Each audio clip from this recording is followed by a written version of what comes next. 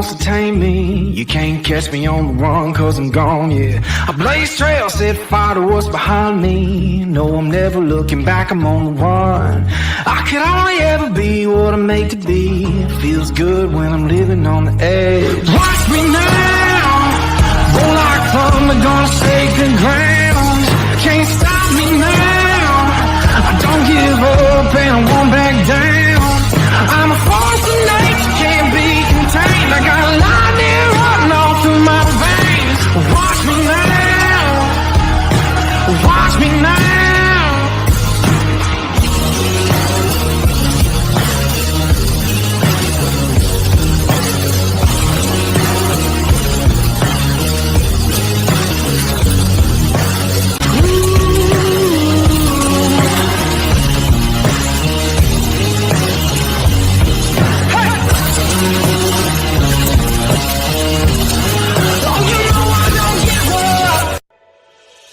Hi, I'm Wyatt Milan. I'm from Canova, West Virginia. When I'm back home, you'll find me at my local Par-Mar store. We have that gold and blue pride at your local Par-Mar store. We are coming to your neighborhood soon. West Virginia, Kentucky, Ohio, Pennsylvania, and Maryland, we have you covered. Download the Par-Mar app and sign up for the Par-Mar Rewards Card.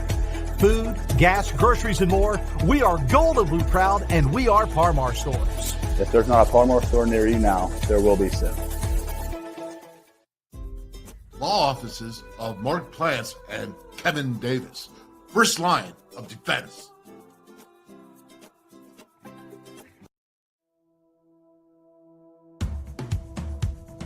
Big Box Beverages, the world's tastiest portable punch, as seen on Shark Tank. Buzzballs, ready-to-drink cocktails. #1 single-serve premix brand in the U.S. Buzzballs, have a ball. And hello and welcome on this fine Wednesday day, man. I'm the Wolfman, Dale Wolfley. And if you're watching, you know who I am, man. But it is good for you to be here. And I absolutely love today. I love today. This is a bye week, not only for the Mountaineers, but other teams as well. Our first guest, and that's Pat Biondo. I believe that Oregon, the football Ducks, have a bye week as well. But regardless of that, I know this guy. He's from Buffalo, man. And just, you get two Buffalo guys together, man. It's like you've been through the hard times in the winter. You've had the blizzards. You've seen the snow when you can't even see your hand because the snow is so intense and it's crazy. And I'm going to tell you, before I go ahead and bring him on here, though, I do have something that I want to show here. And that is, and it's nothing that he needs to be worried about backstage there because it's all good. Because you never know what you're going to get with me. But I am really, really proud of this, and I want to bring this out here because this is so cool. I think you're going to dig this, Patty. And I know it's Patrick, but we're going to call Pat today. I'll be cool about it. I'm going to blow this up, brother. Here we go. Oh, wait a second. Pat, I screwed it up because that's what I do. They have a great stadium. If my wife and kids are watching, pack your bags. We're moving to Eugene, Oregon. This is heaven. Touchdown, Oregon. This is the loudest stadium per person that I've ever been in my entire life. Touchdown.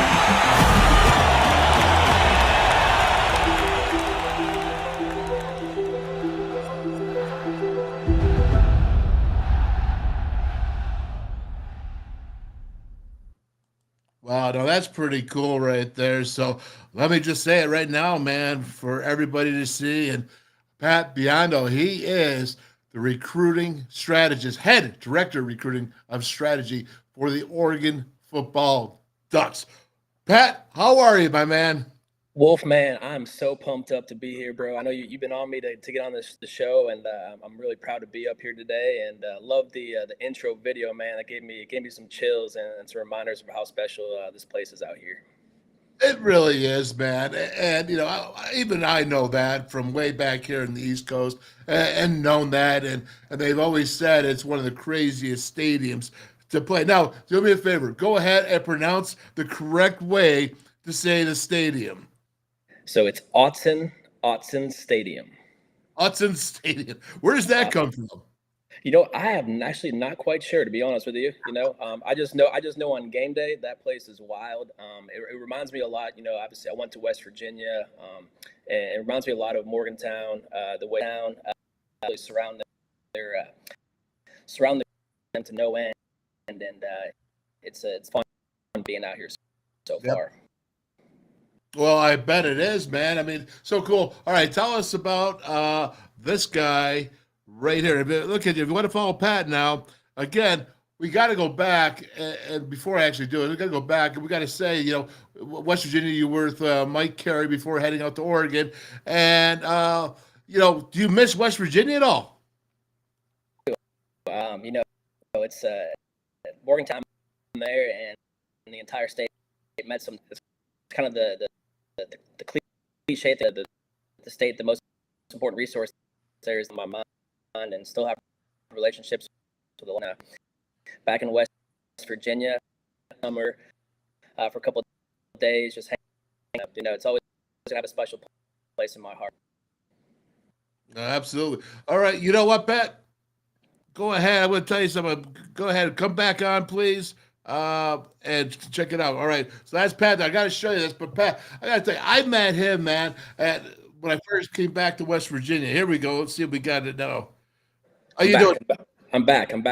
All right. Very good. Very cool, man. We lost you for a second there. All right. Real quick. Once more time. West Virginia, relationships there. Do you miss WVU? Yeah, miss it a lot. The people there were super special to us. We had a great thing going there when we were there, and the biggest resource in that state is the people.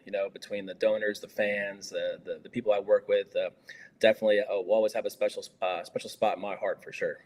Yeah, no doubt about it. All right, so let's go ahead and let's talk about this guy. Appreciate you guys.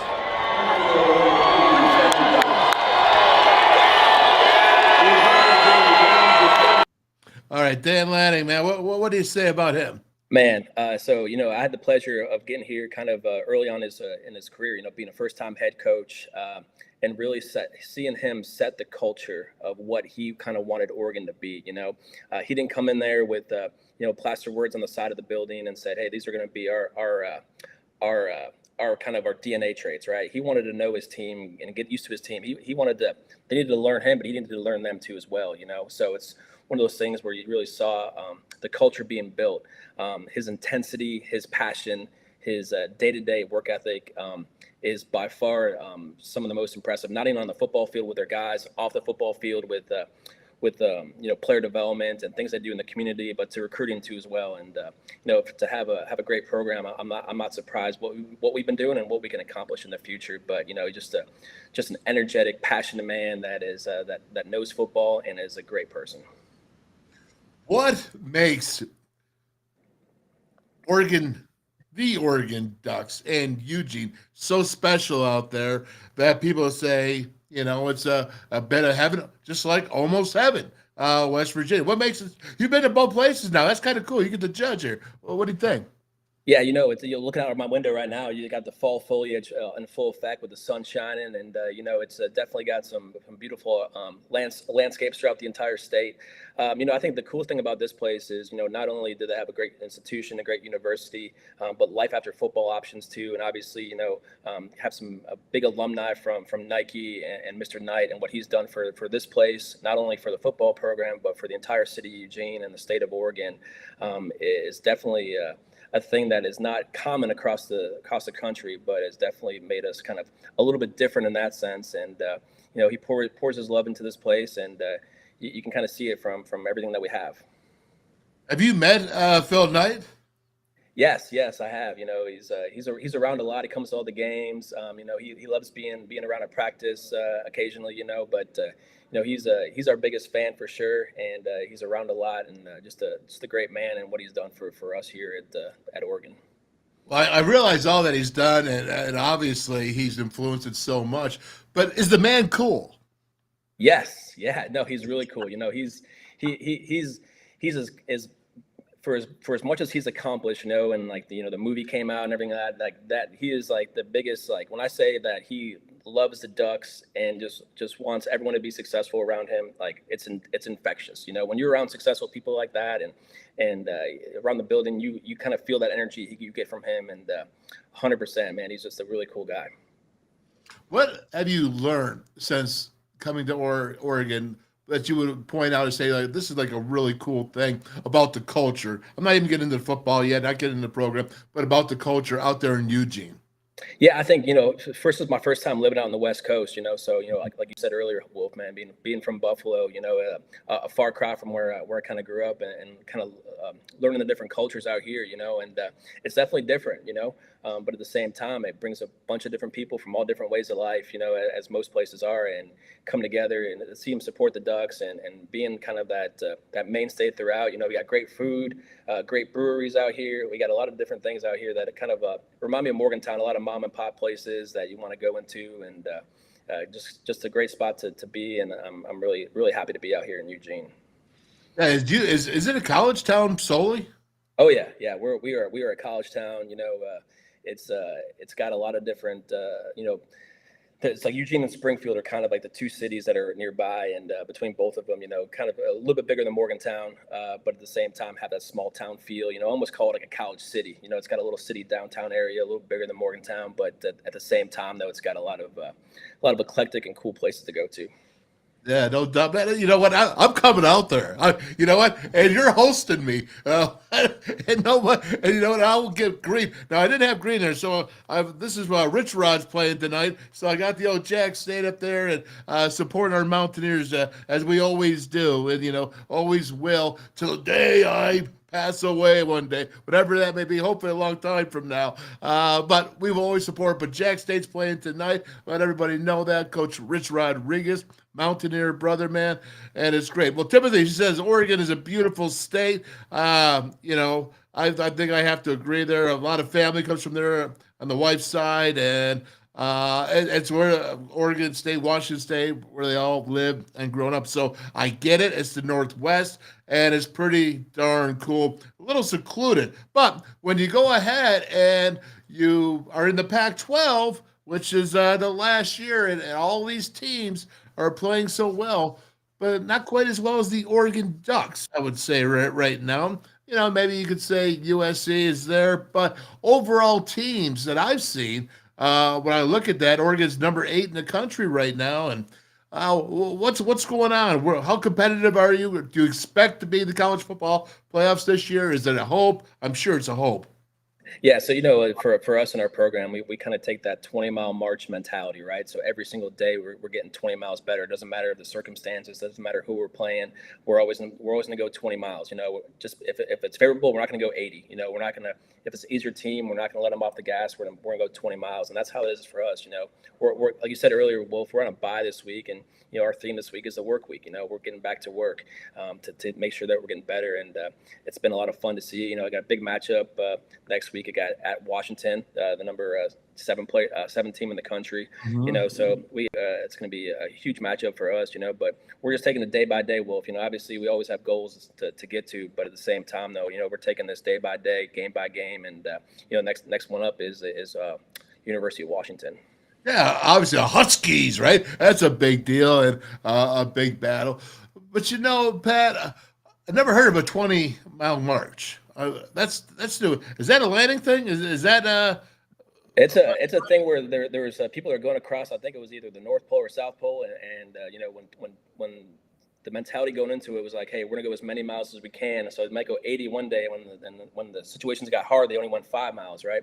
Well, that was one group. The other group that went 20 miles a day got there a lot quicker, because they stuck to their goals, stuck to what they needed to do each and every day. It wasn't because of the situations were favorable or everyone was feeling healthy or feeling sick. It didn't matter. They're going to go 20 miles, and that's kind of our mentality. Even though you might be banged up a little bit from practice or from games, we're still going to do that 20 miles each and every day. So that's kind of been the mentality that we've instilled this year, to continue that 20-mile march day in, day out. Wow, that's impressive. I have not heard that one, but I'm going to use it. I'm going to steal it from you. This is from the Oregon Ducks. All right. Okay, so I don't even want to. Let's talk about the players right now that are really producing for the team. And offensively, who are they? Obviously quarterback Bo Nix, the transfer from Auburn in the Heisman race. We did a cool little Heisman campaign for him kind of throughout the country. Just the ultimate leader for the team. Just goes in every day, day in, day out, goes to work, and it kind of shows on the football field on Saturdays. He works hand in hand with our offensive coordinator. They're on the same page, and kind of really makes us going. And then after that, we got a wide receiver, Troy Franklin's been here for a few years, really talented, got scored touchdowns, can kind of do it all for us. And then a running back, Bucky Irving, just another mainstay of getting the ball on the field on Saturdays, averaging I think almost 10 yards a carry right now.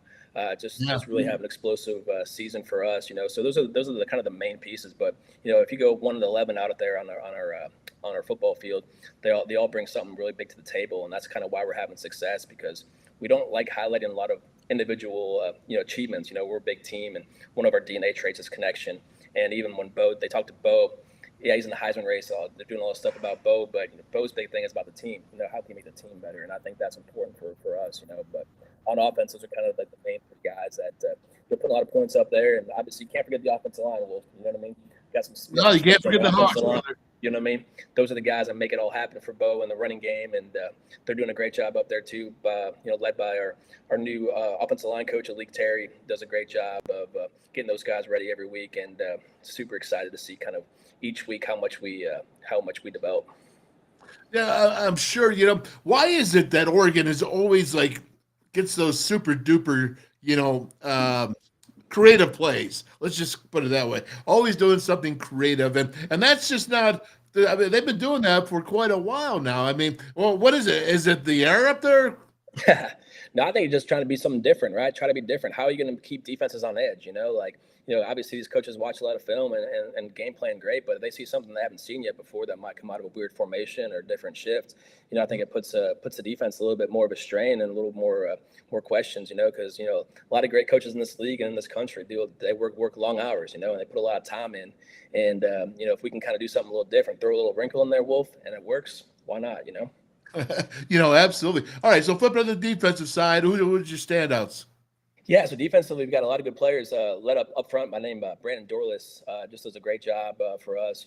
Gets the quarterback, can play kind of everywhere across the line for us. Got a lot of position flex, and it's always led up by front. When you get pressure on the quarterback up front between Popo and Taki in the run game, Jordan Birch outside too as well. We got some guys up front that can really hold the line, and it helps out our secondary for sure. And secondary wise, we got two safeties out there that are elite, probably some of the best in the country, in my opinion. Evan Williams and Tysheem Johnson, both transfers that came in and doing a lot of good stuff for us. And then we got two corners that are good too. Kyrie Jackson, transfer from Alabama, been locked down this year and kind of took the place of Christian Gonzalez, who was drafted by the Patriots.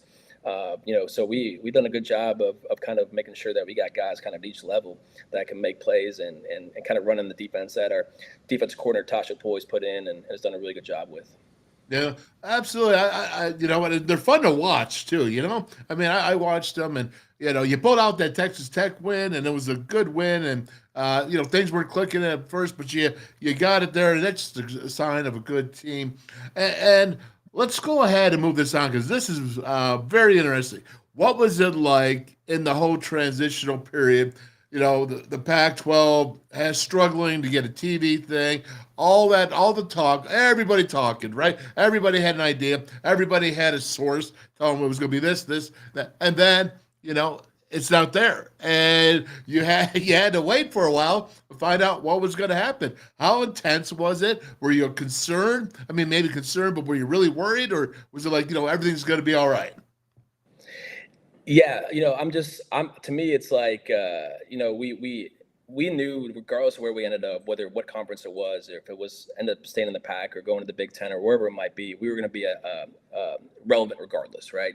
Obviously, recruiting for us, we knew that we're Oregon, right? We have a powerful brand with the O and what we do, but obviously once we got that home in the Big Ten, it kind of eased a lot of people's minds, especially in the recruiting world, but we haven't talked about it that much since it happened. We just know what we can do because we're here to win a national championship. We're recruiting to that standard, not just the Pac-12, but to a national level, right? So we want to compete with those teams that have been there before on a recruiting level, because we know if we have the best players, we have a chance to win that big one. And that's kind of the mindset that we have. And I think going to the Big Ten not only does that, but it kind of expands our national prowess even more, and that's what kind of makes my job exciting and fun, and kind of looking forward to the future a little bit too as well. But obviously this last year in the Pac-12 has been phenomenal. Some great teams out there, and they've done a great job of really kind of coming together this last year to really put a great product on the field.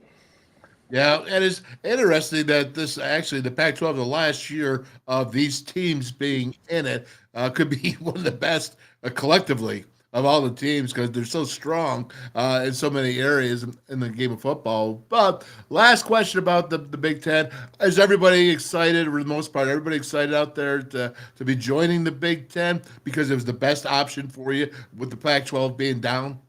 Yeah, I think so. I can speak for myself. I think it's definitely exciting to come into a premier conference like the Big Ten, and we'll see how things go. But yeah, until that happens next August, we're definitely looking to finish up our career in the Pac-12 here on a high note.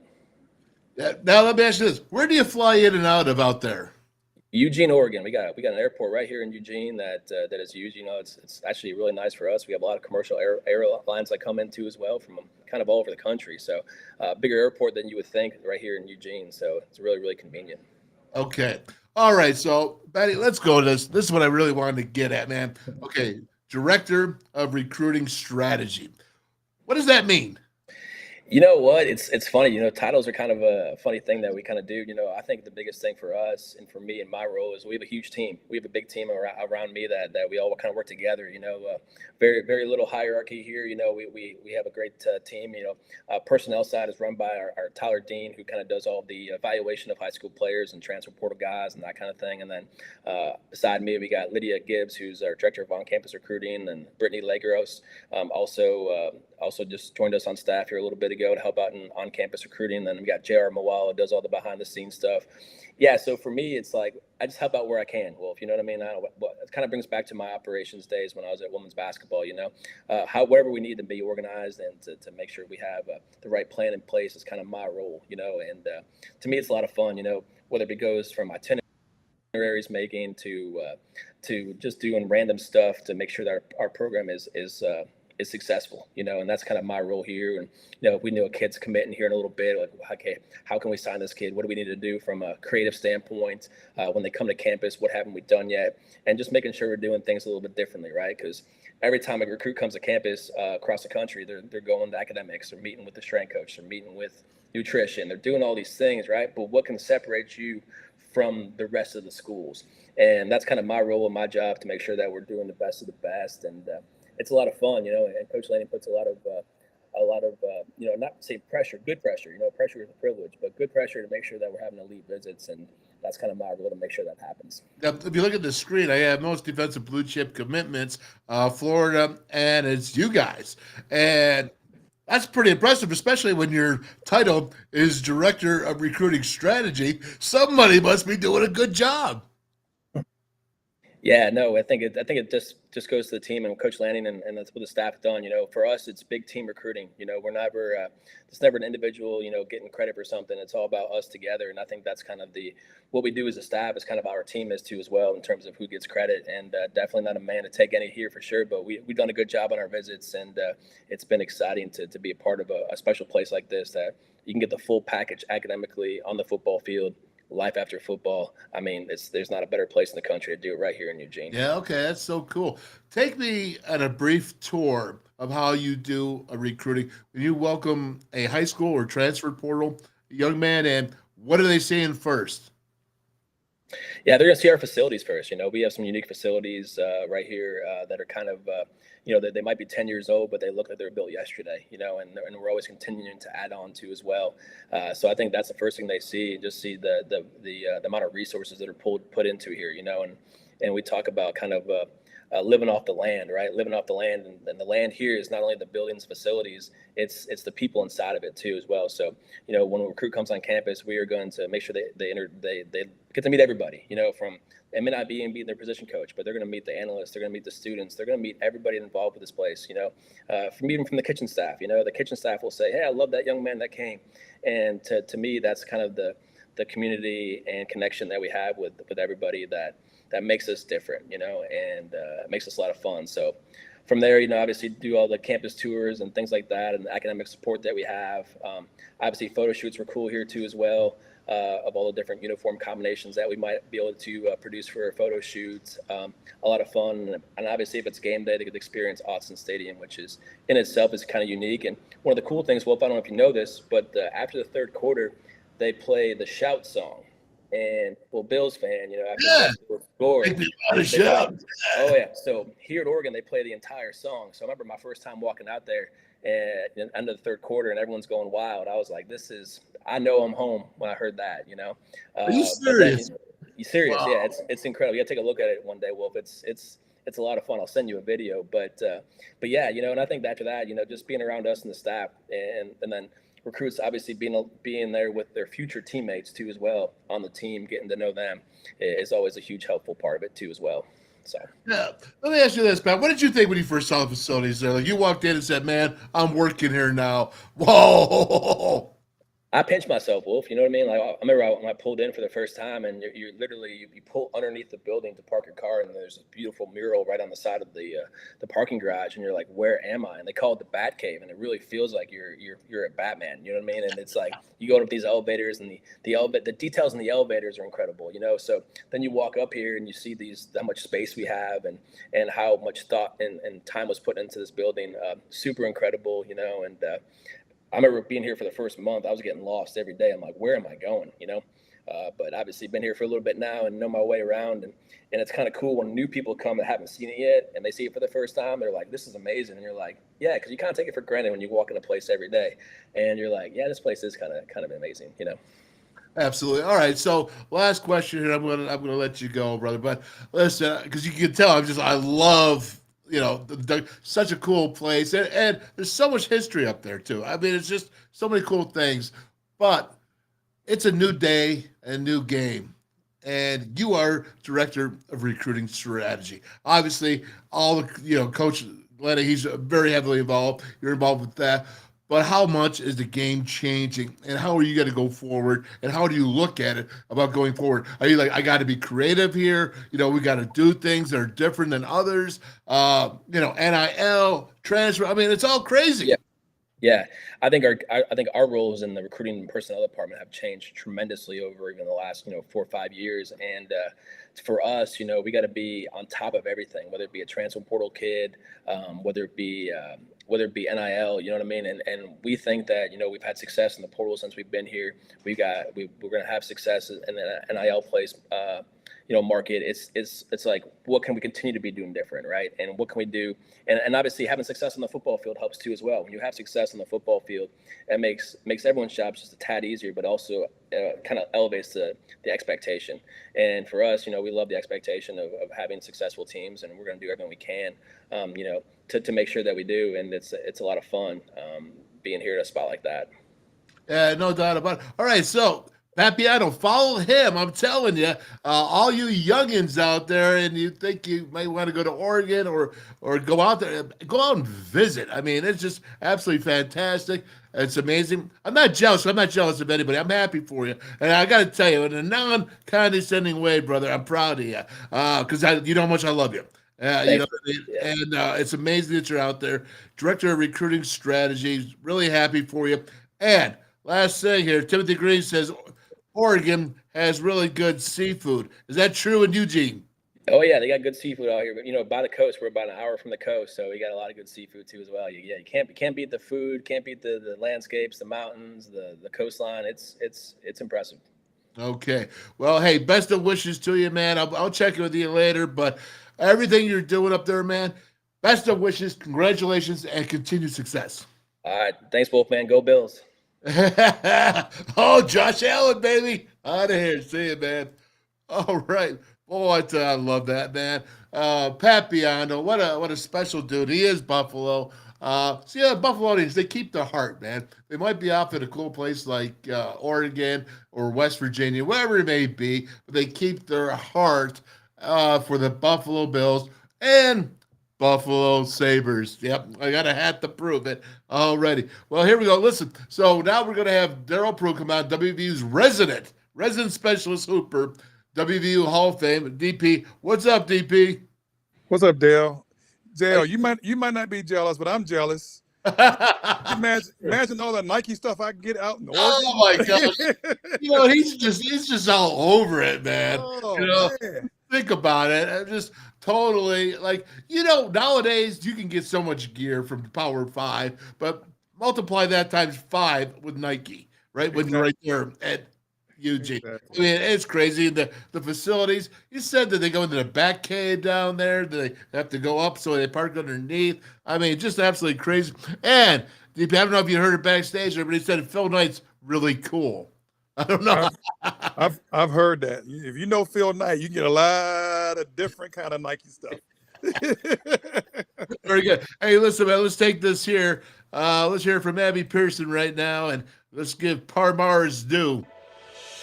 Hi, I'm Abby Pearson from Pittsburgh, Pennsylvania, and when I'm back home, you will find me at my local Parmar store. We have that gold and blue pride at your local Parmar store. We are coming to your neighborhood soon. West Virginia, Kentucky, Ohio, Pennsylvania, and Maryland, we have you covered. Download the Parmar app and sign up for the Parmar Rewards Card. Food, gas, groceries, and more, we are gold and blue proud, and we are Parmar stores. If there's not a Parmar store near you now, there will be soon. Look at this doggone right off the bat. The man, the myth, the legend. What's up, DP? What's up, Timothy Green? Man, you know what? You just keep continually pissing me off. Kelly, what's up, Kelly? Oh, very good, man. Keep them coming. Keep them coming. Yeah, keep them coming. It's all right. Listen, now we go from Eugene, Oregon, to Washington, D.C., and is it D.C. or Virginia? I'm actually in Maryland right now. I'm at home, so I'm in Fort Washington, Maryland. About a half a mile, right behind the Washington Harbor over here. Are you serious? Yeah. It's a pathway down the street in the woods. I could walk, probably get to it right there. So, but I'm not walking through the woods no more. You know what? You don't want to be up there like in Eugene, man? Up there? When I was younger, I used to walk all through those woods. And I remember I seen a cannon, because along the Potomac was, the George Washington had the fights and stuff. So it was an old cannon there. And the Fort Washington Park has more of displays of, what happened. But over here was an old cannon. One time when I was little, and I saw it. But I don't like critters, so the older I got, the more likely I don't like critters more. Well, so I can translate for everybody. The word is critters. He's saying critters, snakes, and what else is going on over there? Who was that you wanted to go eat possum with down there? That was Herbie. That was Herbie. Herbie and Steve Berger. Herbie Brooks and Steve Berger. No. I know. I know they like it down there in southern West Virginia. I ain't no possum. I don't know, man. Well, no. Possum. Well, that's what we're talking about here. And, and now the team's coming together. Josh Eilert, he just had his second press conference yesterday, and Jesse Edwards came on. So I just want to introduce everybody here to a little bit of Jesse Edwards and get an idea of what you're thinking when you hear him talk. What nobody wanted at the start. It wasn't the way you picture things when you came here, but like I said, it's been a really impressive. I think the way that everybody's really picked it up after that, the reason I came and the reason I think most guys signed up for this was still there because it was the rest of the guys. It was a winning team. It was and it's up to us, carry it into a new era, if you will. Okay, DP. So he's coming out. He's gotta say the right things, and he may mean the right things, and mean it there. But he did lose. I mean, lose a lot of their team, and I think he's just putting a good look at that. What do you think about that? I mean, he has to do the company stuff now. You know what I mean? Like, he's here. He left a situation. The coach left, and he came here. And another coach left. But nowadays things are a little different with the NIL. You know what I mean? So it's you can negotiate now. Like these guys are more like pro athletes, and the athletes have more say than the schools do, because you don't want to lose them. Yep, no doubt about it. So you got Kelly McCord said he ate a possum once in Webster Springs, and oh no, he doesn't eat it. Oh, he doesn't eat it. Oh, I thought he said he ate one in there. All right, no, I am wrong. He gonna get you. He gonna get you. 58 years and he's never eaten a possum. Well, that's just crazy.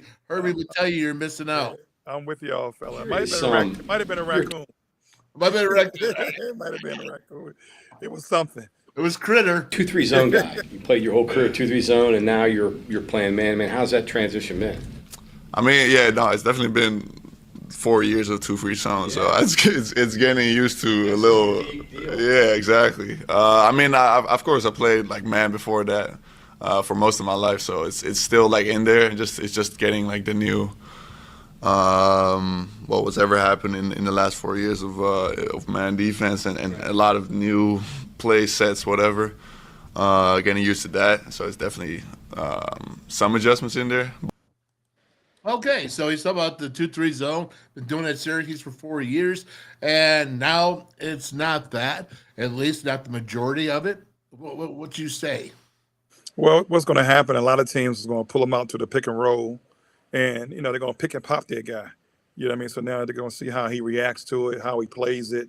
It's different. Sometimes you got to help and go back to your man. And if you got a guy that can shoot it and put the ball down on 1 or 2 dribbles, it's going to be a problem for him because he's not used to moving his feet out there. Not saying he can't do it. Just Josh talked about it a lot in his first press conference. So evidently it's an issue. So that's why you don't give out your own scout report before you start playing. Where's it's dumb. I'm curious, when you kind of look at the roster, it's almost basically a 50-50 split on guys born internationally versus guys born in the United States. Does that kind of make things interesting at all? I don't know if it's really that case at many other schools. It's more than that at Syracuse for sure. And I think out here you guys mostly have had like mostly American teams too. I think it's not been like this. So yeah, it's fun though. Like everybody's got different cultures, different backgrounds. Well, hey, listen, you went ahead and you played overseas. What was it like for you to have to deal with that? Because it's a good question, actually, that this is a 50-50 team of overseas, but you played on that. So what was it like for you and the chemistry that you had to deal with? Before I played, overseas, I had Homer Harley and Wade Smith and Wayne Yearwood, Canada and the Virgin Islands. So got a little bit of that. And I had to play with a guy in high school that was from the Virgin Islands. So, it's for them it's different now, because when I went overseas, it was more of a language barrier. You might have an interpreter, you might have 1 or 2 guys that speak broken English, and you're trying to figure out their, English. They're trying to figure out my Spanish or whatever country I'm in. But now it's more, universal. These guys are learning English more than they learn in their own language over there now. So I think it's good cultural wise. I think, it brings a different perspective. The guys from overseas are more, I think they're a little bit more mature because they're away from home. So they handle things a little differently than you say Americans do, and because of the maturity. But I don't think it's a bad thing. Mm-hmm. No, okay, I don't either. Jesse, I think I like this guy. I mean, he's very affable. I mean, he's very friendly. I don't know how he's going to be man to man, but I mean, he seems like he's got a good idea. And he says, he obviously when he's growing up in the Netherlands, they're Dutch. He's a total Dutch boy, he said, but he totally played man. So maybe it won't be so bad to go back to 2-man from the 2-3. We'll see about that. No, he was a very good player at Syracuse. He's definitely an upgrade from what we had last year.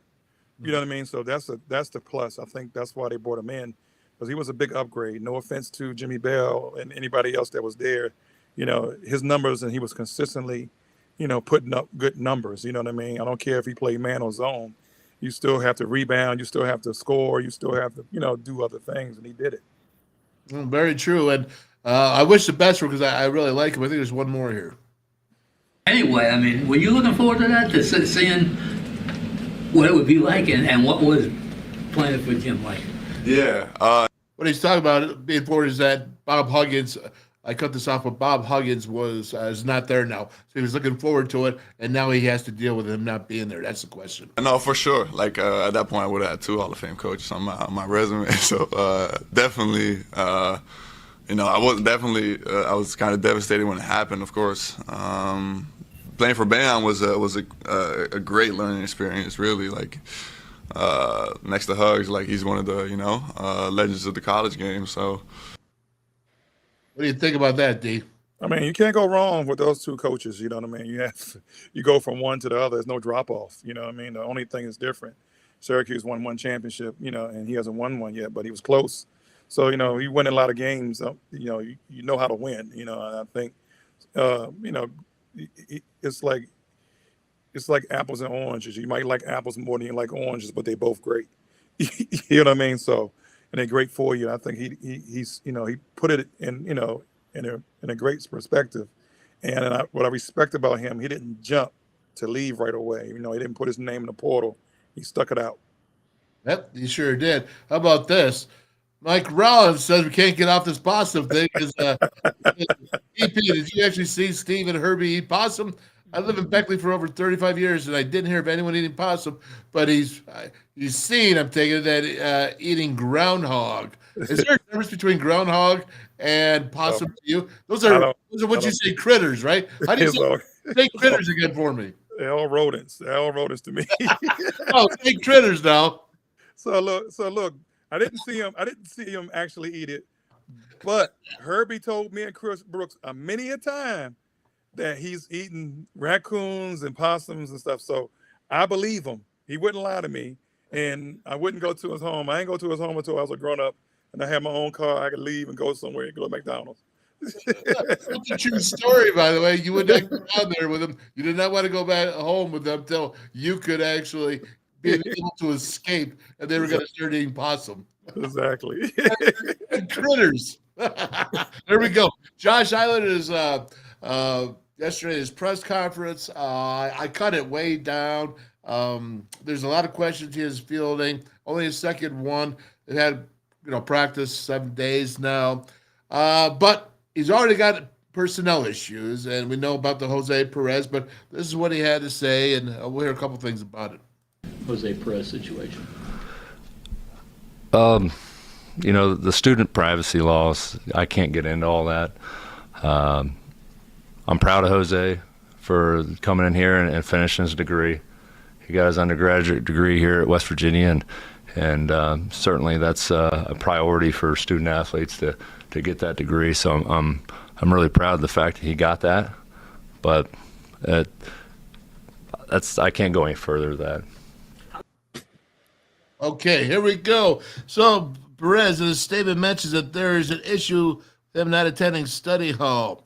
Perez, who enters his NCAA eligibility, goes in detail about committing back to interim head coach Josh Eilert. And this is from quotes from Jose Perez. Give me your word to come back.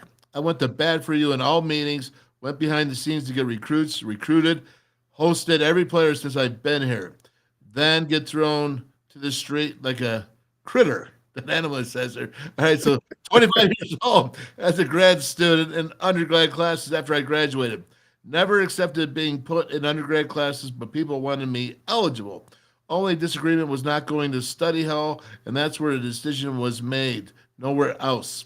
Literally nowhere else to go. Don't make it seem like I'm the bad person because I truly wanted to play here and was one of the reasons I came back here because the boss gave me his word he would have my best interest. Now I'm once again entering a phase of depression, and I can't play the sport I love. It's been 2 years since I suited up and still decided to come back.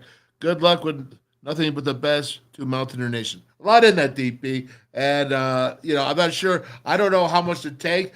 I don't know the whole situation. But what's your take on it? So I got sources. I have sources everywhere. And I'm going to talk about That's why I have you on the show. I got sources. So my sources said last year, he NIL deal was maybe roughly $100 to $200 something thousand. Okay. He couldn't play. You get that. This year, you put your name in the portal after the Huggy situation. They upped it. I heard it up to close to $400,000. And you can't go, I want to cuss, you can't go to study hall? You can't hold this man hostage. I don't care how new he is. You don't hold that man hostage. We talk about Josh. We don't know what he's going to do, but you can't hold that man hostage because you're 25 years old, still in college. If it's to keep you eligible, it's to keep you eligible. Get another degree in something else. $400,000. I would have been a doctor. I would have been a mathematician, whatever I needed to be for $400,000 just for 1 year. Just for 1 year? Like, come on, man. Like, at the end of the day, sometimes, it's easy to put it on Josh because Josh is new. But also, you get rid of you see, he's a bad apple. I heard he wasn't going to study hall. He had to do the punishment for study hall. He had to push the tire and whatever. He wouldn't do it. He wanted to show up when he wanted to show up. When it's time for him to show up, he didn't show up. That's not Josh. That's a kid that's trying to hold him hostage, thinking okay, Battle's not playing. That's my position. I'm the only one at this position that's probably good enough to play it. I'm going to do what I want to do. No. This is what's wrong with the NIL. $400,000. You're making more than 3 of the assistants put together.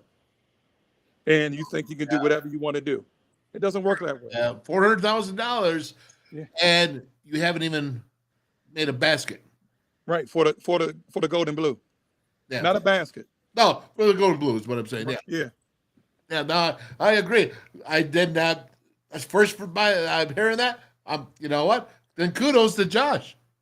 Yes. Josh did what he was supposed to do. Oh, like we see it. That's the case, and you call him a kid. He's 25 years old. He's not a kid. Right. He's a grown man. I know you're not saying that, but the reality is that he's 25 years old, and he's maybe 26 now, from what I'm hearing. He was one of those kids in 7th grade. We weren't sure he's supposed to be in 9th grade or 10th grade. Right. Because the documents were. I hit my prime as a pro at 26, and it's only like 4 or 5 years after that I'm going to, you're done. All right. Well, okay. So good. I mean, I like this, man. This is why I have you on the show. You actually bring value. Here we go. You need me to say something, or you're? I'm waiting for this to go. Oh. Where is it here? There we go. That's a big pause right there, man. Yeah. Curious. Here we go. Decision for you that you can handle any number of ways, not critical at all. Just curious what you thought about handling the first time where something like that's popped up and you have to make a call. Well, I mean, I'm in charge of this basketball program and leading this basketball program. So, like I told all of our guys, I'm going to do what's in the best interest of everybody in the program, whether that be myself, the assistant coaches, all those players that are looking at me for leadership. I'm going to make the right decisions for the best interest of everybody. And that's the way I look at it. I thought that was impressive, Dave, because that's the first time I've heard him say, it's me. And I'm going to go ahead and make this decision, and I'm going to go ahead and do what's best for this program. Your take on that? I mean, the guy probably pissed him off now. You know what I mean? So he had to put his foot down. You know what I mean? Like, we talked about before is, I talked to this guy, talked to this guy, talked to this guy. And now, okay, you're getting on my damn nerves. You know what I mean? Like, you're not doing what you're supposed to be doing. You help, but you still have to do what you're supposed to do. You know what I mean? Like, like if you don't take care of this now, in December, in January, this is going to be a bigger problem because it's going to be more people, more players. acting the way they're going to act. Well, you don't even have that many players, and you don't even have a hierarchy, reality of authority. Do you really on this team? Do you really have a hierarchy right now with a guy like Jesse Edwards coming in, fifth-year guy, a guy that's very talented, and is he has no hierarchy. For when I'm talking about, I say hierarchy, I'm talking about guys that have been here that are established, right? I mean, there is none of there. So I think on a team would hurt it even more, would it not? Yeah, I think a lot more. You're correct. I think, I don't know Jesse personally, but he did play at a high level. With Syracuse playing the ACC, he's probably the only one that really played at a high level that came, and played a lot and was good. So he does have some leadership qualities. Europeans are usually laid back. I don't know if he does that, if that's his character. And everybody else is a question mark. I'm hoping Jesse Edwards is that guy. Doesn't going to need to be, but usually bigger guys like that's from Europe aren't. You know what I mean? So, we'll see how this shapes out. And maybe, that's why Jesse was there to interview instead of any other guy that we picked up. But he's been a 3-4 year starter at Syracuse in the ACC, played well. He might have made one of the all ACC teams. I don't know which one. And, he's the only one that has those kind of accolades. Yeah. There we go. Let me ask you this, and we'll make it hypothetical, but Jose said that it involves study hall, and I'm not going to ask you if that's what it involved or not, but on a basis of setting up team rules and the likes, you got a kid who came to school, you say you're proud, he graduated, he got his degree. If indeed study hall was involved in that, I mean, a 25-year-old guy who's got a degree, does he have to go to study hall? Not going to get into that. I mean, I talked about the non-negotiables in the first team meeting, and there's a lot of non-negotiables, and I wasn't going to compromise the integrity of the program and the culture of the program. So that's where I'm going to leave it. We're moving forward. We got a great group of guys and doing everybody else in the roster really doing everything the right way. And we're going to reward those guys, and we're going to move forward. Well, that really sounds like what you're talking about, Dean. I play that, just to continue that, because it sounds to me like he really was going. It wasn't a study hall issue. It was, conforming to the program. No, you're not going to study hall. That's not conforming as everybody else is going. You're 25 years old. That's your issue. You're still a part of West Virginia University. West Virginia University basketball is going to move on with you or without you. You just let him go. And so now you're saying he's a professional athlete. He's not a professional athlete. He's getting paid like a professional athlete, but he has to go to school. I've also heard he wasn't going to classes. He was failing classes. So what kind of precedence are we setting if we let a guy not go to class, not go to study hall, but we allow him to be on the team when everybody else on the team is doing everything they're supposed to be doing? That's not fair, and that causes problems. Big cancer. I think he's going to empower a lot of guys. There's a lot of guys on the roster that probably felt like they were in the background, so to speak, and now they see that they have a really good opportunity, and those guys have done everything the right way. So I think he's going to empower them, give them the confidence to move forward, and really help this program. Wow. Go ahead. Wow. So somebody must have had a talk with him between this press conference and that last press conference. You know what I mean? Like you're trying to give the kids confidence. You're giving them confidence. You can't go in there bashing them before the season start. We're not saying positive things about them. I thought he evidently someone had a talk with him. Maybe he's watching the show, or maybe someone told him about the show. But he's definitely this press conference is definitely different from the first one. Okay, that's what you're saying. All right. I like what you're saying. I'm picking up what you're putting down. Let's continue on. Ofer's been such a breath of fresh air as well. I mean, there's a language barrier there for sure to try to navigate in terms of teaching him, but he's got such great instincts for the game. And each and every day when we come out there, I feel like Ofer's getting better, and he's not trying to force anything. He's just letting the game come to him, but he does so many things for us. When at first you looked at him, you're like, well, this is a big, strong, this is a man's league. Is he going to be able to help us? And we've really prioritized, diet, nutrition, and the weight room with him. And once he gets that strength, he's going to be a force because he's got a natural instinct for the game.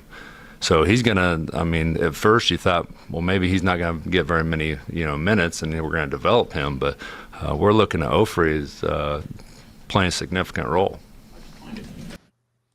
All right, looking at that, it's hard for a guy to jump up in size when you have that initial reaction.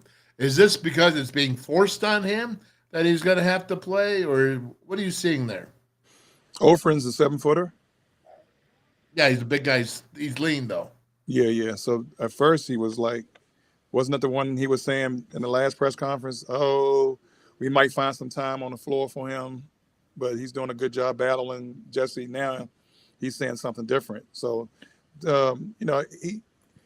being skinny sometimes, you could be strong, but you could do other things. You can get to balls that other people can't get to because you're long. You know what I mean? And you have, you don't have to jump, as hard as everybody else. So, sometimes you can't look at a guy and be like, oh, and judge him. Sometimes you just got to let it play out and see what he does. And then he said, the key thing he said to me was natural instincts. That means he knows where to be. So when you know where to be and angles and stuff like that, the strength stuff will come along later on. Yeah, there we go. Listen, just a couple more here, but I want to make sure we get to this. People, Deshaun played overseas for a number of years in Israel, and I think he had some connections there, and people that he got to know, reached out, and we started looking at his film, and he was very intriguing. I wish he'd had another 30 pounds of size to him and mass to him when he showed up, but we'll get there with him, and we're excited to have him, and Deshaun's been great with those connections and bringing him in that fill a void that we needed to fill right away in this summer. So You mentioned Jeremiah. Could it be that internationally is going to be a way of the future here? Because right now the staff, you're looking at a couple of guys, Ruoff, I say Rudolph, sorry, House. He played overseas for so long. Is that going to be a way here, at least in this initial fix, if this coaching staff stays together and continues on? Yeah, because these guys don't have no experience with the AAU world. You know what I mean? Like I have DC, Maryland, Virginia, Philly, Baltimore. I have Ohio. I have connections in Florida. You know what I mean? Like, but I have lead connections. You know what I mean? I have a European connection in Croatia, Slovenia. You know what I mean? Like, because of the experience. You know what I mean? So that's where the experience come in. I could call 3 AAU programs, the Adidas program. I could call the Nike, the Under Armour. I could call Boo Williams down in Southern Virginia. It's like I could call Team Final. I could call it's a lot of different things I have that you have to be able to use. If Deshaun has a connection, somebody called him, that's cool. That's what it's about. But if you don't show up to DC, where it's 3 hours away for the open run they had in June, early June, in the DC Live and the one at the Mather, and you see other people in your league in here, that's a problem. I know what you're trying to do. You're trying to get them other guys, but like somebody has to show up. You know what I mean? Just to show your face, to see the WV. They think I'm helping because I walk around. You know what I mean? I'm there, but nobody has contacted me to talk to nobody. You know what I mean? So, Larry Harrison was there. Him and Ron Everhart were always asking me questions about kids here. I go look at them. I give them my evaluation. One time, Coach Everhart had a kid end up going to Miami, and he got out the race. He stopped recruiting them, and he asked me to help him get back in. So I called the AAU coach, the guy who was in charge of the program, and got him back in. He got back in, but it was too late. But that's the kind of connections you got to have. You got to know somebody sometimes that knows somebody to get you in. And then you got to figure out who's making a call for him, who's not. You know what I mean? It's a lot of work, but you got to work. You know what I mean? You can't be on a golf course and think that's going to work for you. And but it's just you got to put You got to put the work in. You got to make calls and build those relationships. Don't think everybody like you because you played. They don't. It's a whole different animal. Yeah, it's That's a whole what I'm different doing. animal. I'm making you work right now. So hang on. Have anyone who can kind of fill that Key Johnson role of being an on-ball defender like that and kind of getting into someone's face up and down the court? Kobe's probably the guy. You kind of got to stay on Kobe in terms of being aggressive offensively, because you guys have watched him over the course of several years that, that wasn't his game. His confidence is starting to skyrocket. I think I talked about that last time we had a media session. From last year to this year, he's probably by far the most improved guy from a carryover standpoint. And Wow. All right. What do you say about that? And, Kobe, here's the thing. I keep hearing about personnel issues in the last minute and not getting together and not knowing this team because they didn't get to play in the summertime. Are these obstacles just too great? It may be, Dale, because one, we don't know what offensive style or defensive style they're going to have. I don't think they know. You know what I mean? That's why he answered the way he answered the first time. Right. You're still trying to figure out, practice is whatever practice is. Sometimes practice doesn't translate the games. You can look good and knock down shots in practice and get the games, and you get some adversity, how guys are going to respond. That's the biggest issue he's going to have, is how guys are going to respond, how he's going to respond, how they're going to respond to him. You know what I mean? When things not going right. Are they going to go to DJ? Are they going to go to Deshaun? Are they going to go to Alex Roof? Are all of them going to be on the same page? You know what I mean? So it's like, it's a lot. It's a lot. It's a shame it's a lot, but it's going to be difficult. You want him to do well. And, like now he's starting to talk different, as far as, everything has been positive with the players now, as you see in this press conference. And, hopefully he's carrying that over in practice. I remember I coached with Eddie Joy. You know who Eddie Joy? He's coached the Wizards. Eddie Joy, I coached with him in AAU when I first left Georgetown. And I snapped at a player. He stopped me. He didn't stop me in front of everybody. He just kind of put his hand down and told me later, it's always stay positive. You know what I mean? Always stay positive, especially when they're struggling and stuff like that. You always stay positive. So, I've learned some things from a lot of different coaches.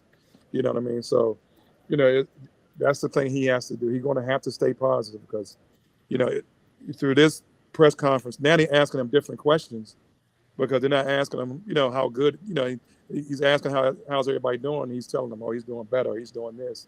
He's showed much improvement from last year. That's the conversations he's going to have all year. Can't say, he's not good enough. He ain't making shots. Can't do that. We already know that. We all can see that. It's just now it's the small things that, he got to empower him with. Like he said, he has to empower those players. I like the word empower. I use it a lot myself, honestly, with all kidding aside. And I think it means a lot. When you empower someone to go ahead and succeed on their own, it's a big deal. Now, a couple more here, and I'll let you get out of here. Backup point guard at this point, mainly because Jeremiah is, to a point that we still got to get him some reps and figure out where he is. When we start getting into those bye games and those non-conference games. But when things get tough, we know Kobe's got that experience to go out there and run the show. And as a point guard, he's showing that experience. Now, back to the defensive end, he is the guy that, with the length and athleticism that can stay in front of someone. Is he as quick twitch as Keedy? Probably not. But if I had to go to someone to get a stop and lock someone down, that's Kobe Johnson. You mentioned. I thought that was a good, just an addition on that, but I want to get to this last one here. Let's go ahead and skip. Be maybe a deal where you value possessions. Is it going to be one of those types of teams, or is that still to be determined? Still to be determined. I mean, we got to throw ourselves out against a real opponent. You look at rebounding and especially in a close scrimmage. How do you compare against yourself? So we need to run up against somebody and figure out whether rebounding is legit an issue. We certainly can try to foreshadow that being an issue and drill it each and every day, but we might come, back from a close scrimmage and heck, we're a lot better rebounding team than we thought. What do you think of that? I mean, you could drill all you want. Rebounders are rebounders. People don't rebound. Rebounders rebound. I think Jesse's a rebounder. Excuse me. But I think, Jesse rebounds better out of zone because that's what he's comfortable with in the last 4 years. It's the other guys going to help rebound, because now, if they're man, how the Big 12 is, they spread out. They spread you out, drive it, shoot it, a couple drives, curls to back doors. So it's a lot of are people going to stay locked in that long and rebound? It's going to be long rebounds. Our guards going to leak out. It's like you said, it's hard because you don't know this team. You don't know what those guys can do yet because they're all new. You know what I mean? Like you could sit there and the play. So the play, you know where your guy's going to be. So it's easily to rebound. You know when to leak out. So when you go against different opponents that's pretty good, that have some scout report on you now, things changes. You know what I mean? Like, it's and to go back to Keating, like I thought Kerr was the point guard. You know what I mean? Last week he said Kerr was a passer, it's a point guard. So it's some personnel issues going on too. So it's a lot of things he has to figure out. And he's trying to figure out. And the only way you can figure out is practice and playing. Yeah, that's for sure. And I'm trying to get this here. Let me see. This is the last one. Let's check this one out. Oh, that's because I can't. Together, Are you there? There we go. With the late start you got, and with all the newcomers you're throwing together, you're a long way from what Kansas is going through right now, or some of the other teams in the league. What's fair to expect of this team as it moves along?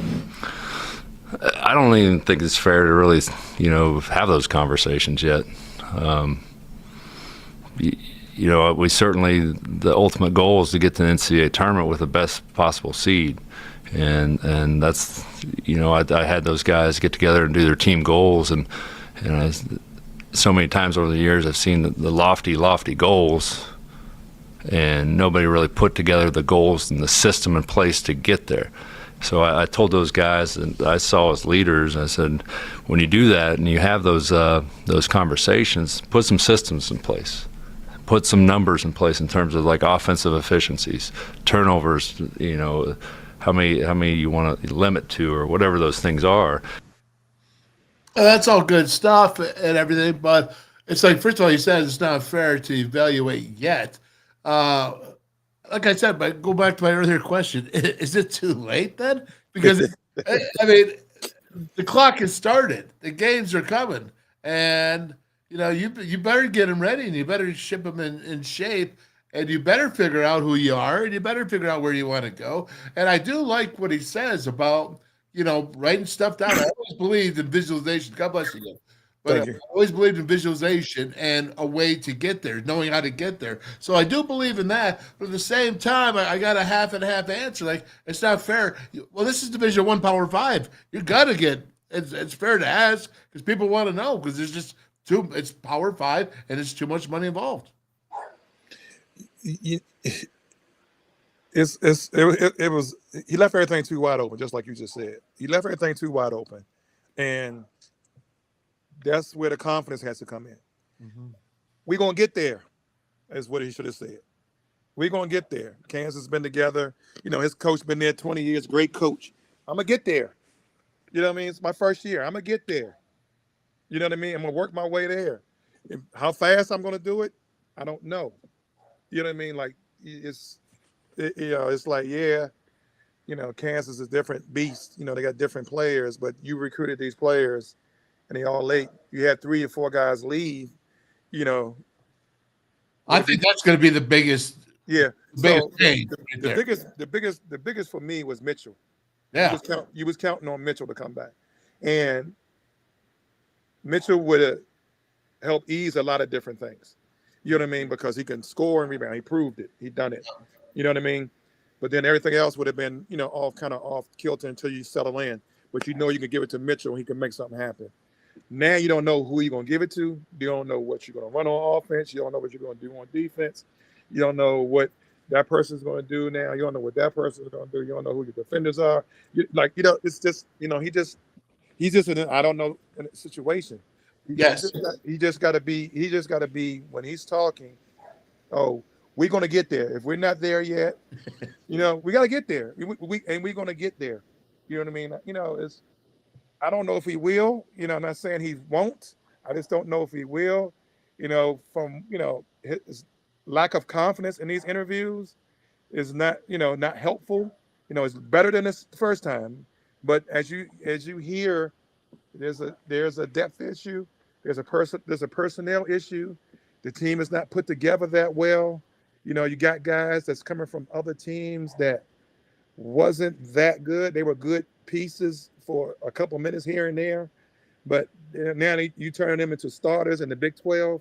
Ooh, that's tough.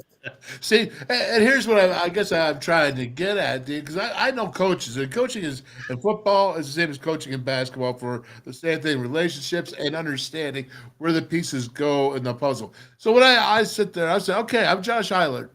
I look to my left and there's Day, and I look to my right and there's Ruoff.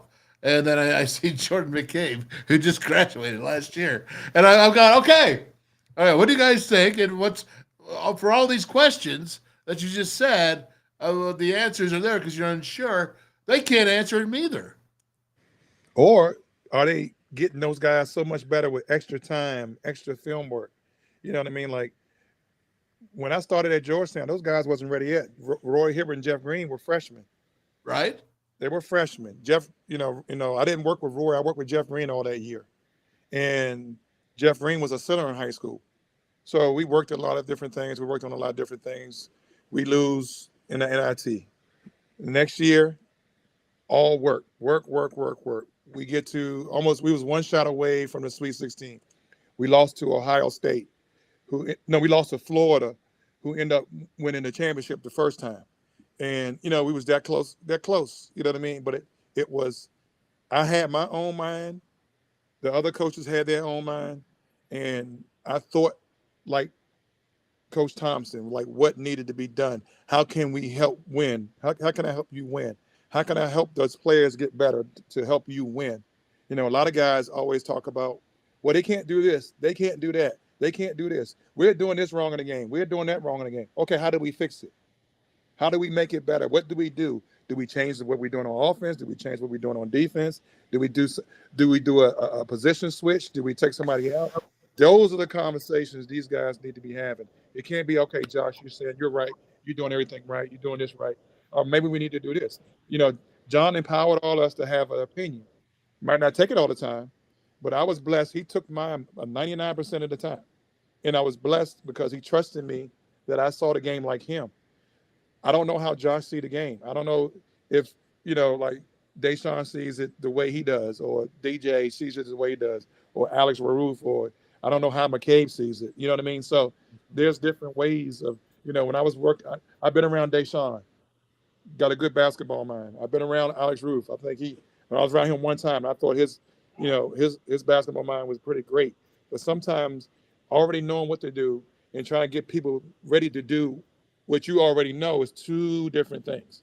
You know what I mean? So you got to go back to the basics, and sometimes it's just small things, and it's tough.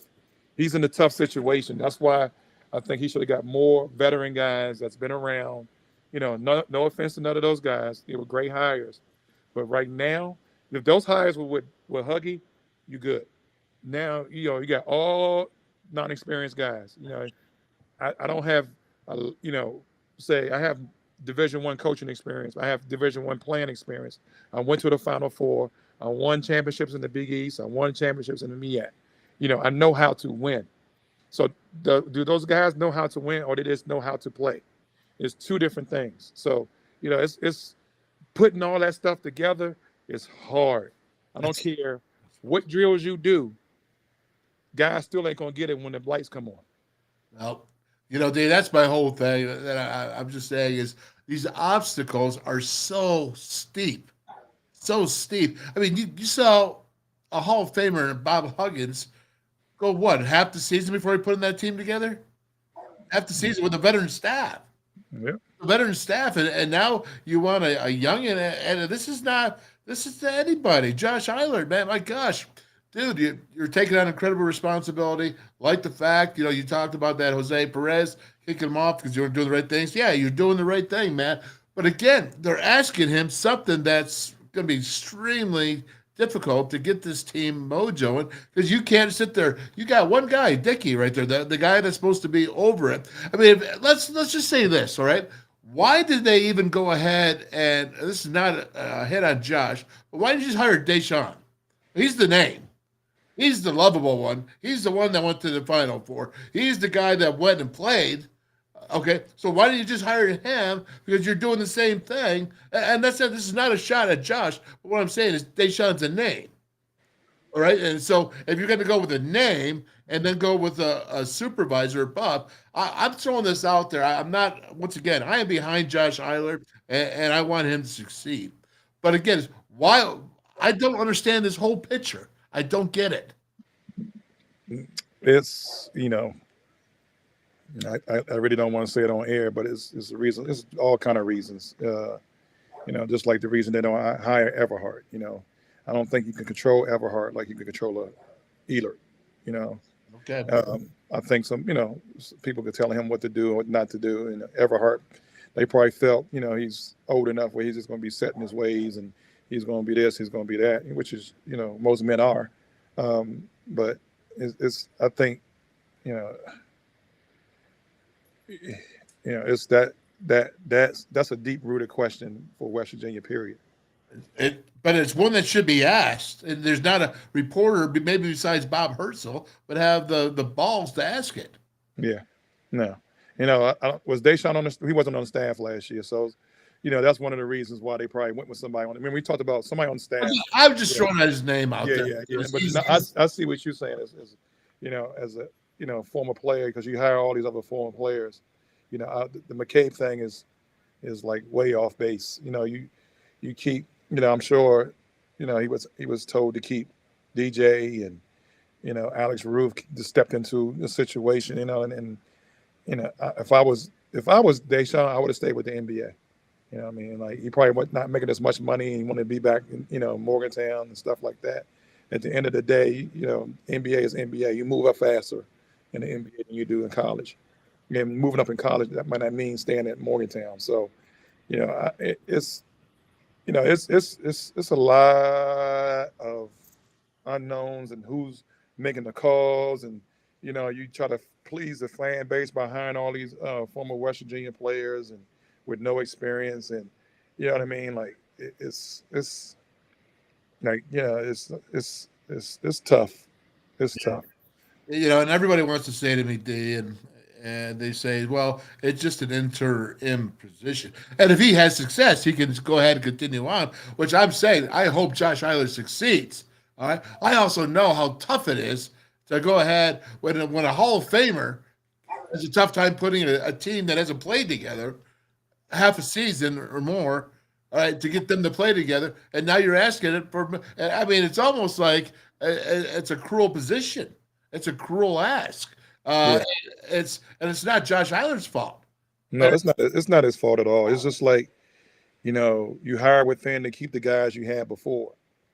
So you hire within, the guys you had before left. That says something right there too. We talked about it before. Yeah. What I mean? Like, I don't know, if he's there with position coach, but like something wasn't right. You know what I mean? And you push Everhart out of the way and bring in McCabe. I mean, like, even if, like, why not keep, if you do go with Josh, why not keep Everhart? You know what I mean? Like, why would you push him out and bring in McCabe? The guy that left West Virginia. I mean, then you go and hire a guy to come over and be the old guy in the room. Right. That could have been Everhart. He's still an older guy. You know what I mean? Like, it's at the end of the day, it's like you don't need a bunch of workout guys to be good. You need people that know what they're doing to be good. You know what I mean? So, why didn't you bring in Jawan Staten instead of McCabe? You know what I mean? Like, it's like the guy who was on staff before, who was a workout guy. You know what I mean? So it's like, I know Hugs and they keep, they take care of their own, but West Virginia is West Virginia. I'm always going to be West Virginia. You always going to be West Virginia. Don't act like that's the only West Virginia. There's Beeline guys, there's Catlett guys, there's Huggy guys, but we all West Virginia. That's how you want us to be. You want us to keep on taking up for you and helping you out, but it doesn't come back the same way. Okay, and speaking of helping you out, how about your guy? What's your guy's name again? Your 6'11" guy? Eric Reber. Have they High contacted School. him yet? Huh? Have they contacted him yet? I don't think so. WV. I don't think so. Will you pick up a phone and call one of those dudes? Day. He'll answer, man, and be like, hey, listen, I got this dude. Oh, by the way, I'm trading him. He has 25 scholarship offers, and I'd love for you to take a look at him because you might offer him too. Definitely I'll offer him if you see him play. He's that good. Well, I saw his videos you sent me, but I can judge that he looks pretty tall. I know that. He's 6'11", size 19 shoe. Yeah, he looks big guy. He's a big kid. His father's 6'7", 6'8", by my height. And again, I don't want people to understand or think that I'm sitting here hoping that Josh does poorly. What I'm saying is, if Josh is questioning in the press conference, and he did do better than the first time, I'll give you that. But if he's questioning, leaving things open and wide, and it's not a great direction. It's oblique. It's oblique, and that means that's oblique direction you're headed to. And you better figure it out. You better figure out your philosophy, and you better on offense. You better figure out your philosophy on defense, and you better figure. Again, how many guys do they have on their team right now? They're down 11 or 12 now. Is it 11 or 12? Okay, so you're talking about doing 5-on-5, but what happens when Jesse Edwards gets tired? What happens? You just don't have those big bodies, do you? Am I wrong here? Yeah, that's another issue. Like the other kid, they say he might not play now. He might have to play just because. You got to get everybody ready, no matter what. It's like that's what you just have to get everybody up to speed. It'll take some longer, but like if you have your, you can't. You replace a legend, and replacing a legend, you still have to do your own thing. It got to be you. If you don't do you, it ain't going to work. If he doesn't do what he does, I don't know what philosophies he has in his mind. Doing what you've done before won't work. Like I think the beauty of coaching with John Thompson III was he did the Princeton. He didn't do nothing his father did. We didn't even work on defense that much. You know what I mean? It was like, you know what I mean? Yeah, we just did shell defense, and he had me, and he didn't ask me to do it. I took this job was when we played other teams, I watched all the players' plays and their moves. So I had to go to every player and who it is going to guard. This is what he's going to do. This is what he like to do. This is when they're going to do this. You know what I mean? So, right. So it's just like, you know what I mean? So we prepared for those guys that way, and then like we played like North Carolina, and we were struggling. So we went to a matchup in the middle of the game. Didn't know what we were doing. The kids didn't know what we were doing. We didn't practice it. We just told them to communicate, and we made it look like a man and confused North Carolina, and we ended up beating them in the Sweet 16. So sometimes you just gotta be creative, and you just gotta think of something real quick, and hopefully they'll get it. If they don't, you can still adjust. You still have timeouts. So it's just it's that, but that comes with experience of the game and the game flow. You can't. Everything is not going to be what you worked on. Sometimes you might have to go off script a little bit. Just like I was watching in Fox News today, was talking about Matt Jones for the Patriots. Everybody else in the league has a guy that can run and throw the ball. Matt Jones is in the pocket. It's different. You need somebody to move around, get off script. You know what I mean? A little bit. So that's the same with basketball. Sometimes things get off. You might have to do something different and see how it works and talk it out. Yeah. Well, here's another question just popped in my head. I got to let you go because we could be doing this all day long. Who's going to do the scouting? You just said it, and it just popped in my head.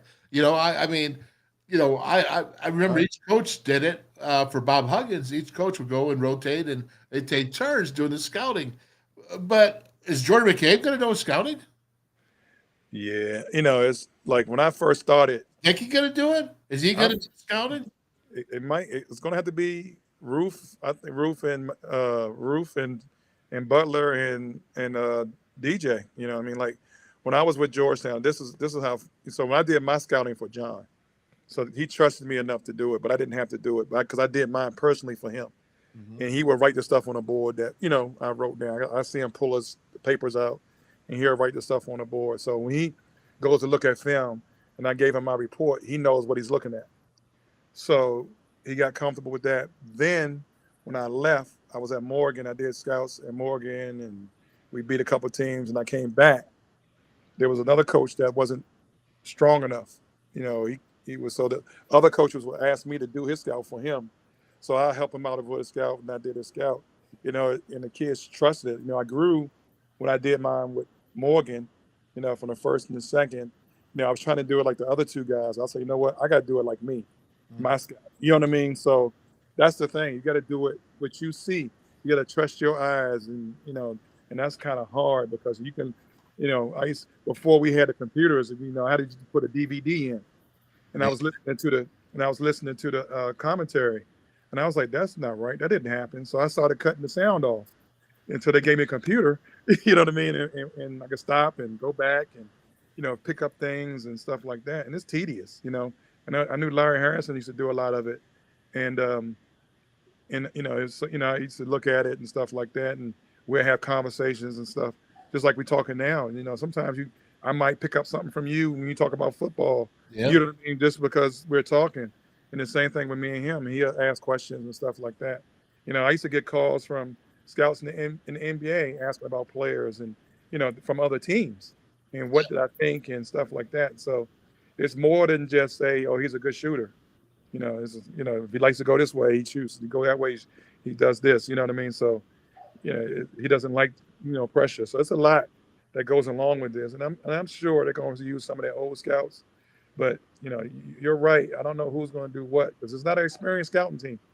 You know what I mean? Like I know, like even with Josh, he was only 1 year into it. So.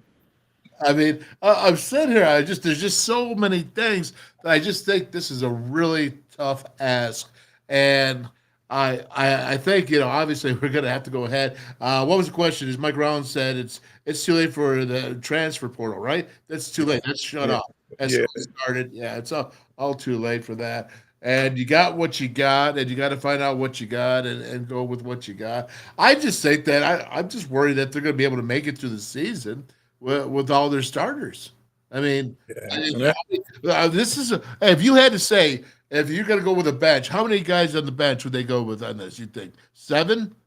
Yeah, I think right now they might be 7 deep, maybe, 7 quality players, but early on they're going to have to play everybody to see where everybody is, That's why I said before, when they was doing all the portal stuff, they should have went high school too.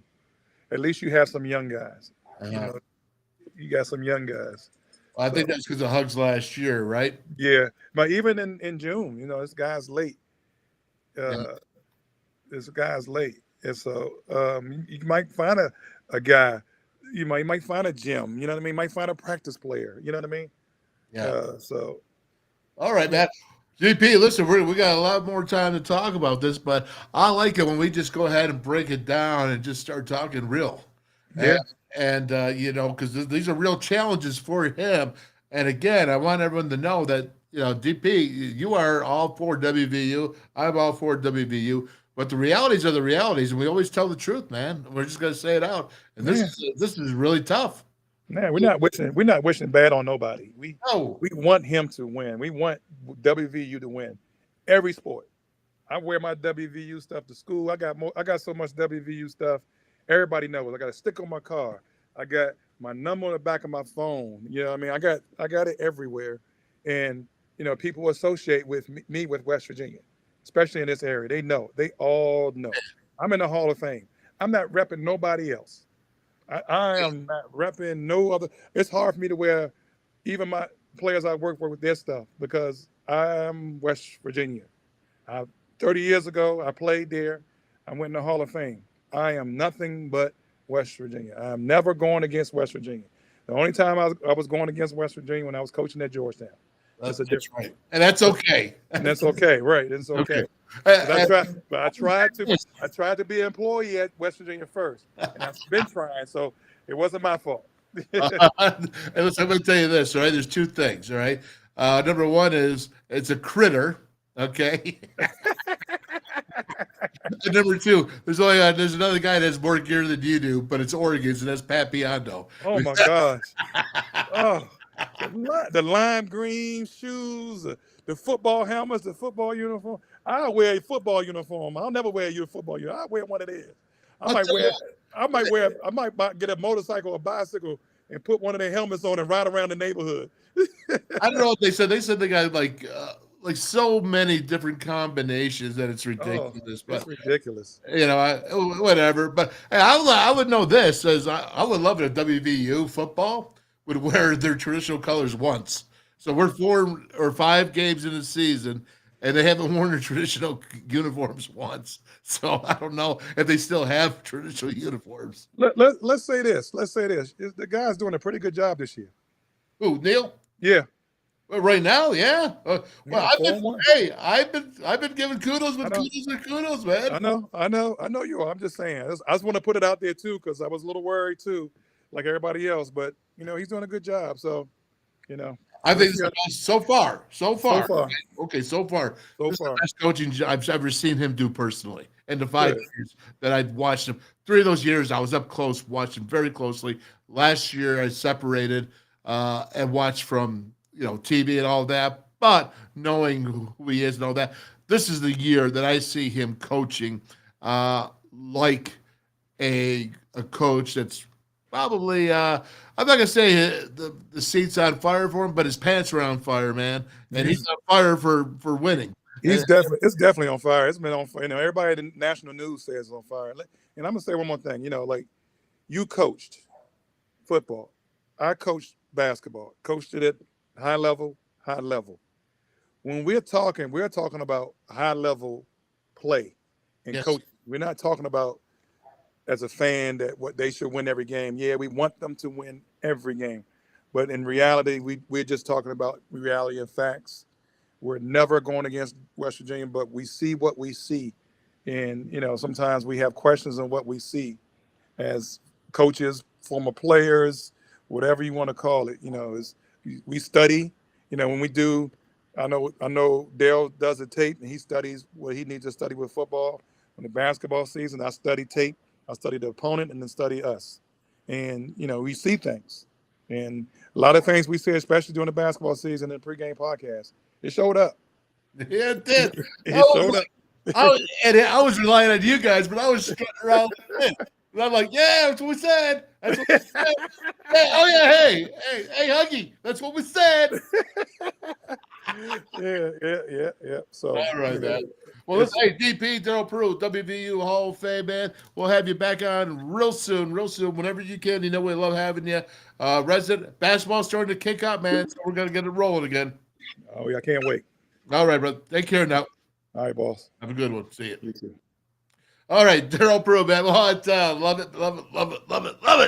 All right, and listen, that was probably could have gotten off a half an hour ago, but we just went in there deep and talking about the situation that Josh Eilert and staff find themselves in. So it's going to be, I said it, I said Deion Sanders and Josh Eilert are the 2 biggest college experiences, experimental this year, and we'll see how it goes. All right, here we go. That's it right there. Let's pause it up and jack it up because it is network time. I love the network. Brickside Bar and Grille. Eat local. Rob Davis, Bridgeport, West Virginia. Then you got the Tap House there with Mel right there in Oakland Street in Morgantown. And Route 22 Sports Bar up there bottoms up, and those 12 50-inch screen TVs. Weirton, West Virginia. The Mason Jar, barbecue and more. Fairmont, Steve Reese, what's up there? Oh, the barbecue, baby. And the Pitch, Sports Bar and Grill down in Dunbar. Chef Paul, they did a big thing on his site today, talking about who they are and what they're doing and their fine dining. Check it out. It's really good. Okay, you got Legends Sports Bar and Grill. Aaron Gizzy out there in Lakeview. Hit those links, man, and get out there and do some golfing before it gets too late. And they got Kegler Sports Bar and Grill, Morgantown Royalty, Jerry, Greg, Steve Lorenz. Love you guys, man. Love the family. Love everything. Kegler's, Great Wings, the Wolfman Burger. You got to get it. You got to try it. Jimbo's Place there at Elkins and Buckhannon. Appreciate you, Jimmy Pointer. Appreciate everybody out there. Love the food. Love the atmosphere. Good times. I see you guys got lots of music all the time playing, so that's really cool. Danny's down there in Princeton. Yeah, man. Loyal Mountaineers.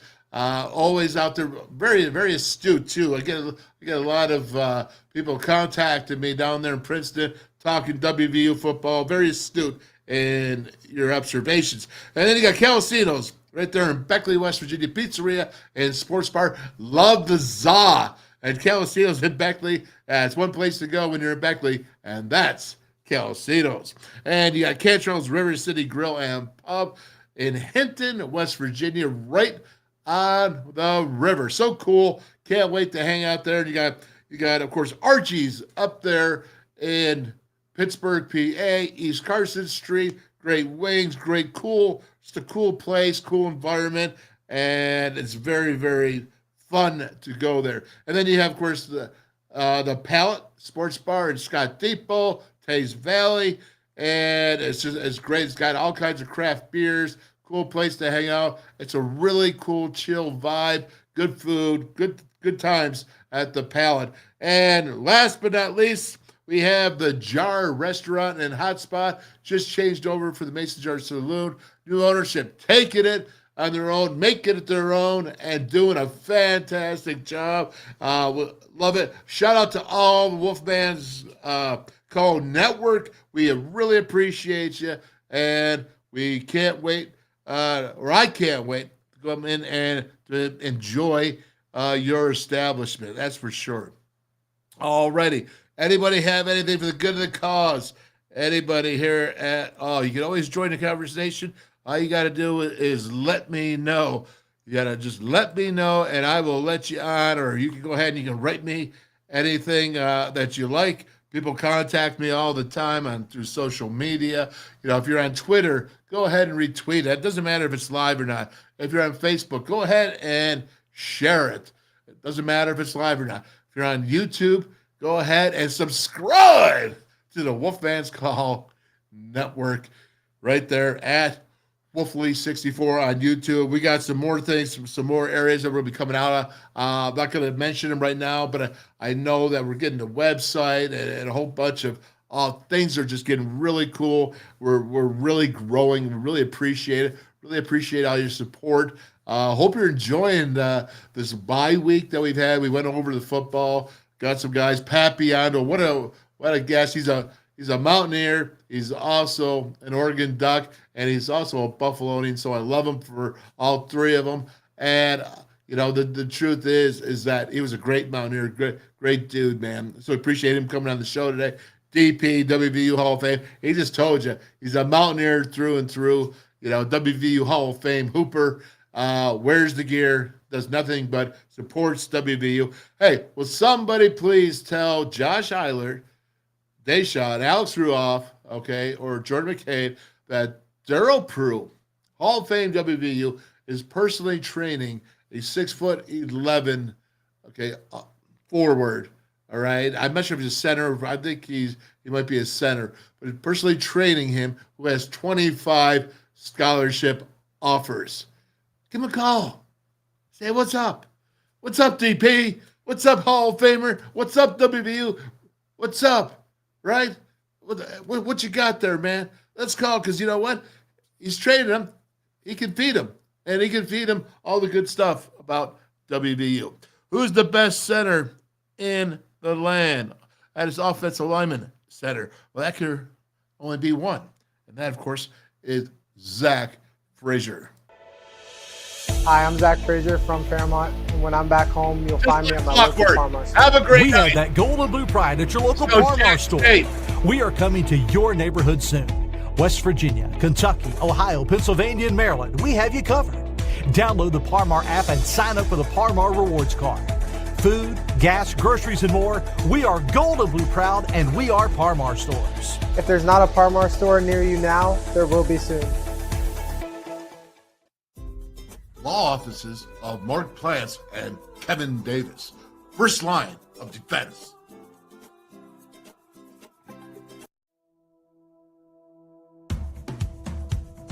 Big Box Beverages, the world's tastiest portable punch, as seen on Shark Tank. Buzzballs, ready-to-drink cocktails. #1 single-serve premix brand in the U.S. Buzzballs, have a ball. Stationers, #1 office supplier in West Virginia. Always in stock.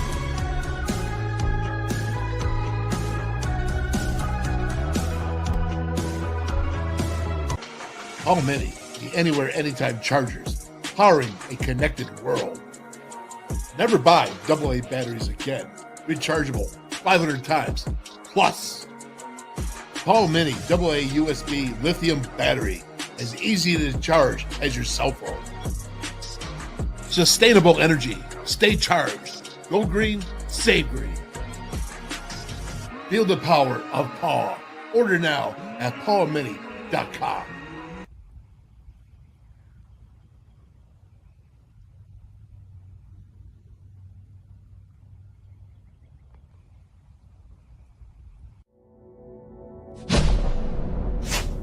West Virginia United.